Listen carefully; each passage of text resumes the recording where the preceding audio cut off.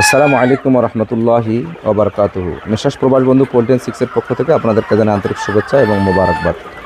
যে ঘরে আমি দাঁড়িয়ে আছি, যে মুরগিগুলো দেখতে পাইতেছেন, এই মুরগিগুলোকে আমরা আলহামদুলিল্লাহ সর্দির ডোজ দিচ্ছি। এদেরকে আমরা এখন বর্তমানে সর্দির ডোজ দিচ্ছি, মানে ঠান্ডার ডোজ।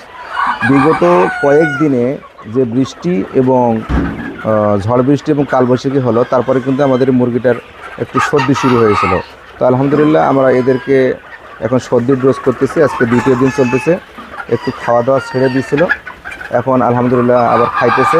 এদেরকে আমরা কী দিয়ে সর্দির ডোজ করতেছি সেটা আপনাদেরকে জানানোর চেষ্টা করব। আমাদের ডাক্তার হলো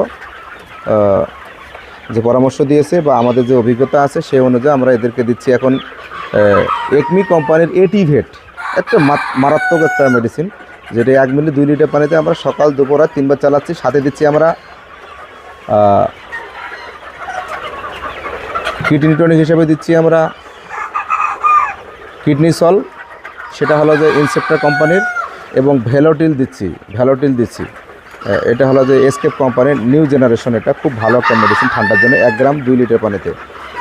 এবং আমরা দিচ্ছি রেনা অ্যাসপিরিন 1 গ্রাম 1 লিটার পানিতে, এবং সাথে দিচ্ছি নিউট্রিলাকের কোনো বিকল্প নেই। নিউট্রিলাক আপনি ইমিউনিটিটাকে আরও চাঙ্গা করবে, এবং ব্রঙ্কোলার দিচ্ছি একবার করে। দেওয়ার পরে আলহামদুলিল্লাহ মুরগি এখন সুস্থ, এবং মুরগি খাচ্ছে, দেখেন প্রচুর পরিমাণে খাচ্ছে, খাওয়ার জন্য তারা পাগল হয়ে গেছে। তো যারা এরকম সমস্যার ভিতরে পড়বেন, আমাদের এই ভিডিওগুলো দেখবেন। ভিডিওগুলো দেখলে আপনারা সমাধান খুঁজে পাবেন এবং কী আমরা ট্রিটমেন্ট দিচ্ছি।